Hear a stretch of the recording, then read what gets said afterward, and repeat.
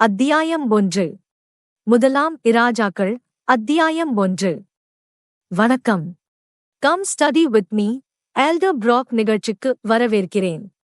இன்று நாம் முதலாம் இராஜாக்கள் அத்தியாயம் 1 மற்றும் 2 பார்க்கிறோம்.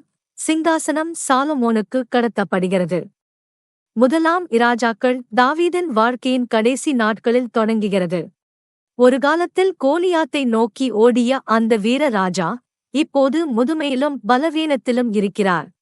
ராஜ்யம் இன்னும் நிற்கிறது. ஆனால் அடுத்ததாக சிங்காசனத்தில் யார் அமருவார் என்ற கேள்வி மிக அவசரமாக நிற்கிறது. அந்த நெருக்கடியான நேரத்தில் அதோனியா தன்னை உயர்த்திக் கொள்கிறான். அவன் நான் ராஜாவாக இருப்பேன் என்று மனதில் தீர்மானிக்கிறான். அவன் ரதங்களையும் குதிரை வீரர்களையும் தன்முன் ஓடுகிற மனிதர்களையும் சேர்த்துக் கொள்கிறான். யோவாபும் அபியத்தார் ஆசாரியனும் அவனுடன் சேர்கிறார்கள். மனித பார்வைக்கு இது வலிமையாகத் தெரிகிறது. இயக்கம் இருக்கிறது. சத்தம் இருக்கிறது. பெரிய பெயர்களின் ஆதரவு இருக்கிறது. ஆனால் அந்த விருந்து முழுமையானதல்ல. அதோனியா நாத்தான் தீர்க்கதரிசியை அழைக்கவில்லை.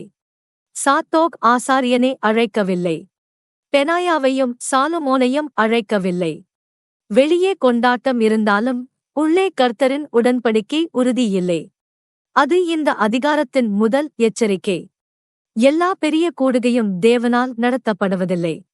எல்லா சத்தமான ஆரம்பமும் நீதியான ஆரம்பமல்ல. நாத்தான் அபாயத்தை காண்கிறார். அவர் பாத்சேபாவிடம் சென்று நடப்பதை அறிவிக்கிறார். இது குடும்ப பிரச்சினை மட்டும் அல்ல. அதோனியா சிங்காசனத்தை பிடித்தால் சாலமோனின் உயிரும் பாத்சேபாவின் உயிரும் ஆபத்தில் இருக்கலாம். தாவீது சாலமோன் அரசாளுவான் என்று கொடுத்த வாக்குறுதியும் தள்ளப்படலாம். பாத்சேபா தாவீதிடம் செல்கிறாள். அவள் ராஜாவுக்கு அவன் செய்த சத்தியத்தை நினைவுபடுத்துகிறாள். அவள் பேசிக் கொண்டிருக்கும்போதே நாத்தான் வந்து செய்தியை உறுதிப்படுத்துகிறார். தாவீது தெளிவாக பதிலளிக்கிறார். சிங்காசனம் அதிக சத்தம் போட்டவருக்கோ விரைவாக சூழ்ச்சி செய்தவருக்கோ விடப்படவில்லை. தாவீது மீண்டும் சத்தியம் செய்து சாலமோன் தான் தன் பின் அரசாளுவான் என்று அறிவிக்கிறார். பிறகு சாலமோன் ராஜாவின் கழுதை மேல் ஏற்றி கீகோன் என்னும் இடத்துக்கு அழைத்துச் செல்லப்படுகிறான். சாத்தோக் ஆசாரியரும் நாத்தான் தீர்க்கதரிசியும் அவனை அபிஷேகம் செய்கிறார்கள். சாலமோன் தன்னைத்தானே உயர்த்திக் கொண்டதால் ராஜாவாகவில்லை. அவன் ராஜாவின் கட்டளையாலும் புனிதமான அபிஷேகத்தாலும் நிலைநிறுத்தப்படுகிறான். இப்போது கதையின் சத்தம் மாறுகிறது. அதோனியாவின் விருந்தில் பேராசை இருந்தது. சாலமோனின் அபிஷேகத்தில் உடன்படிக்கை அதிகாரம் இருந்தது. எக்காலம் ஊதப்படுகிறது. மக்கள் மகிழ்கிறார்கள். சாலமோன் ராஜா வாழ்க என்று அவர்கள் கூக்குரலிடுகிறார்கள். நகரம் மகிழ்ச்சியால் அதிர்கிறது. அதோனியாவின் விருந்தினர் அந்த செய்தியை கேட்டபோது அவர்கள் தைரியம் உடைகிறது. அவர்கள் எழுந்து சிதறிப் போகிறார்கள். மனித பேராசை வேகமாக ஒரு கூட்டத்தை சேர்க்கலாம். ஆனால் தேவனுடைய ஒழுங்கு வெளிப்பட்டபோது அந்த கூட்டத்தின் பலவீனம் தெரிகிறது. அதோனியா பலிபீடத்தின் கொம்புகளைப் பற்றிக் கொண்டு இரக்கம் கேட்கிறான். சாலமோன் தன் ஆட்சியை கட்டுப்பாட்டுடன் தொடங்குகிறான். அவன் அதோனியா நேர்மையாய் நடந்தால் அவனுக்கு தீங்கு வராது, ஆனால் தீமே அவனில் காணப்பட்டால் அவன் மரிப்பான் என்று கூறுகிறான். இங்கு இரக்கமும் நீதியும் ஒன்றாக நிற்கின்றன. நமக்காக இந்த அதிகாரம் ஒரு தெளிவான பாடத்தை தருகிறது. தேவனுடைய வேலை சுய உயர்வால் முன்னேறாது. அதோனியா நான் ராஜாவாக இருப்பேன் என்று நினைத்தான். ஆனால் கர்த்தரின் உடன்படிக்கை வேறு வழியில் நகர்ந்தது. சிங்காசனம் முதலில் பிடித்தவனுக்கல்ல, தேவனால் நியமிக்கப்பட்டவனுக்கே அது உரியது. இது நம்முடைய இருதயத்தையும் ஆராய அழைக்கிறது. நாம் சில நேரங்களில் முதலில் கட்டி வைத்து பிறகு தேவன் அதை ஆசீர்வதிக்கட்டும் என்று நினைக்கிறோமா? இயக்கத்தை நீதி எனவும் கவனத்தை அதிகாரமெனவும் குழப்புகிறோமா? கர்த்தர் நம்மை சுய உயர்விலிருந்து விலக்கி உடன்படிக்கை ஒழுங்குக்குள் திரும்ப அழைக்கிறார். இதன் மூலம் நம் மனம் இயேசு கிறிஸ்துவை நோக்கி திரும்புகிறது. அவர் தாவீதின் உண்மையான குமாரன். அவர் பெருமையால் ஆட்சியை பிடிக்கவில்லை. அவர் பிதாவின் சித்தத்திற்கு முழுமையாக கீழ்ப்படியினார். அவருடைய ராஜ்யம் பேராசையால் கட்டப்படவில்லை. அது நீதி, இரக்கம், பலி, உடன்படிக்கை உண்மை ஆகியவற்றால் கட்டப்படுகிறது. அத்தியாயம் 2. முதலாம் இராஜாக்கள் அத்தியாயம் 2. 2ஆம் அதிகாரத்தில் தாவீதின் வாழ்க்கை முடிவுக்கு வருகிறது. அவர் மரணத்திற்கு முன் சாலமோனுக்கு கடைசி அறிவுரையை அளிக்கிறார். இது ஒரு முதிர்ந்த ராஜா ஒரு இளம் ராஜாவுக்கு தரும் அரசியல் ஆலோசனை மட்டும் அல்ல. இது உடன்படிக்கை அறிவுரை. தாவீது சாலமோனிடம் பலமாயிரு, ஆண்மையைக் காட்டி, கர்த்தரின் கட்டளையை காப்பாற்றி என்று சொல்கிறார். தேவனுடைய வழிகளில் நடந்து, அவருடைய சட்டங்களையும் கட்டளைகளையும் நியாயங்களையும் சாட்சிகளையும் காக்க வேண்டும் என்று அவர் நினைவுபடுத்துகிறார். ராஜ்யம் புத்திசாலித்தனத்தால் மட்டும் நிலைக்காது. அது கர்த்தர் தாவீதுடன் செய்த உடன்படிக்கையுடன் இணைக்கப்பட்டுள்ளது. அதனால் தாவீதின் கடைசி வார்த்தைகள் முதலில் சாலமோனை மேல் நோக்கி திருப்புகின்றன. பிறகுதான் அவனை ராஜ்யத்தின் காரியங்களுக்கு திருப்புகின்றன.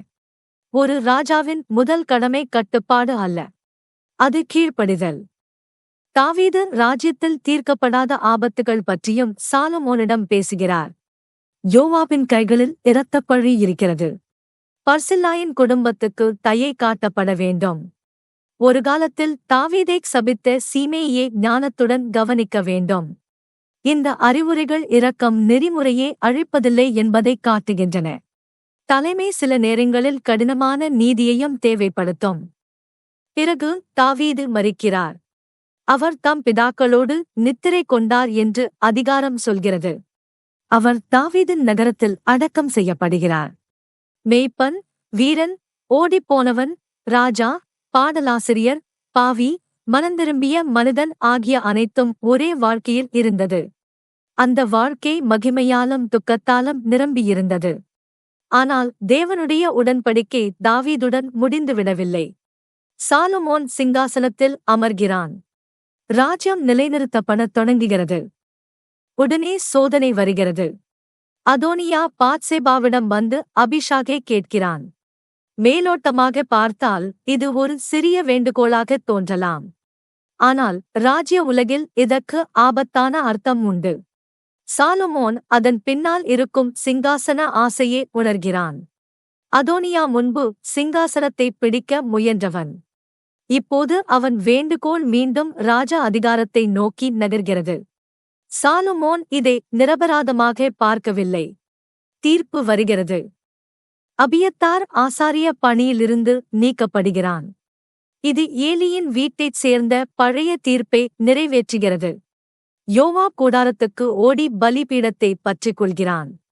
ஆனால் மனந்திரும்பாத இரத்தப்பழிக்கு பலிபீடம் மறைவிடம் அல்ல. அவனுக்கு தீர்ப்பு நிறைவேற்றப்படுகிறது. பெனாயா படைத்தலைவராக நிற்கிறான். சாத்தோக் ஆசாரியனாக பதவியேற்கிறான். பிறகு சீமேயிக்கு எருசலேமுக்குள் இருக்க கட்டளை தரப்படுகிறது. சில காலம் அவன் கீழ்ப்படுகிறான். ஆனால் தன்னோடிய சேவகர்களைத் தேடி நகரத்திலிருந்து வெளியேறும்போது அவன் சத்தியத்தை மீறுகிறான். அவனுடைய சொந்த கீழ்ப்படியாமையே இறுதி தீர்ப்பை வரவழைக்கிறது. இந்த நிகழ்ச்சிகள் கடினமாக உணரப்படலாம். ஆனால் அதிகாரத்தின் செய்தி தெளிவானது. கலகம், இரத்தப்பழி, உடன்படிக்கை மீறல் ஆகியவை நிழலில் ஆட்சி செய்து கொண்டிருக்கும்போது ஒரு ராஜ்யம் நிலைநிறுத்தப்பட முடியாது. சாலமோனின் ஆட்சி இரக்கம் சாத்தியமான இடத்தில் இரக்கத்துடன் தொடங்குகிறது. ஆனால் கலகம் தொடரும் இடத்தில் நீதியுடனும் தொடங்குகிறது. இதில் நமக்கான ஒரு ஆழமான பாடம் இருக்கிறது. கர்த்தர் பொறுமையுள்ளவர். ஆனால் பாவத்தைப் பற்றி அவர் குழப்பமடைவதில்லை. இரக்கம் உண்மையானது. மனந்திரும்ப இடம் தரப்படுவது உண்மையானது. ஆனால் தேவன் பேசிவிட்ட பின் மீண்டும் சிங்காசனத்தை தேடிக் கொண்டிருக்க இரக்கம் அனுமதி அல்ல. ஆவிக்குரியவாறு இந்த அதிகாரம் நம்முள் கர்த்தர் கட்ட விரும்பும் ராஜ்யத்தைப் பற்றி சிந்திக்கச் செய்கிறது. வார்த்தைகளில் கிறிஸ்துவை சிங்காசனத்தில் அமர்த்தி உள்ளத்தில் மறைந்த கலகத்தை காத்துக்கொள்ள முடியாது. கர்த்தரின் இரக்கம் நம்மை மனந்திரும்ப அழைக்கிறது. அது தொடர்ந்த பாவத்திற்கு இடம் செய்து தருவதற்கல்ல. சாலமோனின் ராஜ்யம் வரவிருந்த பெரிய ராஜாவுக்கான ஒரு நிழல் மட்டுமே. தாவீதின் குமாரனாகிய இயேசு கிறிஸ்து முழுமையான நீதியுடன் ஆட்சி செய்கிறார். அவர் உண்மையாய் நியாயந்தீர்க்கிறார். முழுமையாக மன்னிக்கிறார். ஆழமாக சுத்திகரிக்கிறார். நாம் அவருக்கு கீழ்ப்படிந்தால் அவர் வெளியே இருக்கும் சத்தத்தை மட்டும் அமைதிப்படுத்துவதில்லை, சீஷனின் இருதயத்திலேயே தமது சமாதான ராஜ்யத்தை நிலைநிறுத்துகிறார்.